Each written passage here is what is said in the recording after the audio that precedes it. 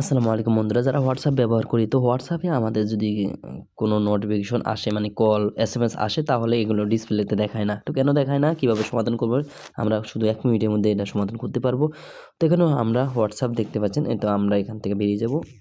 এখানে হোয়াটসঅ্যাপটা আমরা চেপে ধরে রাখবো, মানে হোয়াটসঅ্যাপে কল এসএমএস আপনার ডিসপ্লেতে দেখায় না, ঠিক আছে? কল এসএমএস আসলে ডিসপ্লেতে দেখায় না। এটা সমাধান করার জন্য হোয়াটসঅ্যাপটা চেপে ধরে রাখবো।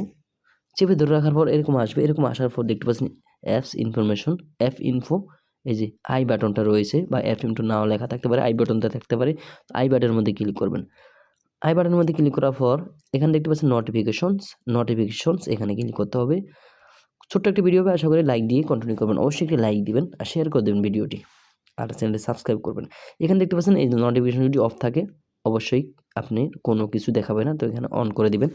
অন করে দেওয়ার পর এগুলো নিচে দেখবেন সবগুলো কিন্তু আপনি অন করে দিবেন, ঠিক আছে? এই যে সব অন করে দিবেন, যা যা আছে সবগুলো।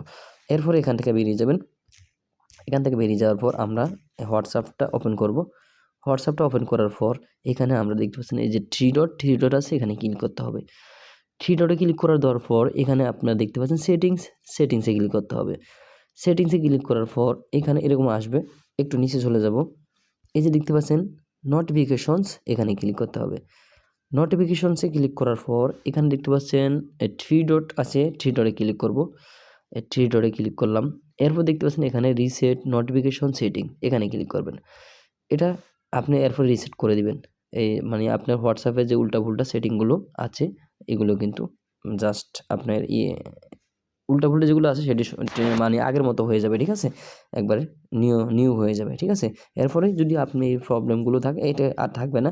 এরপর যদি আমরা আবার সেখানে গিয়ে দেখি যে আমাদের নোটিফিকেশন কিছু অফ হয়েছে কিনা, এখানে আবার আগের মতো এই যে নোটিফিকেশন সব অন আছে, ঠিক আছে? আপনি এগুলো দেখবেন।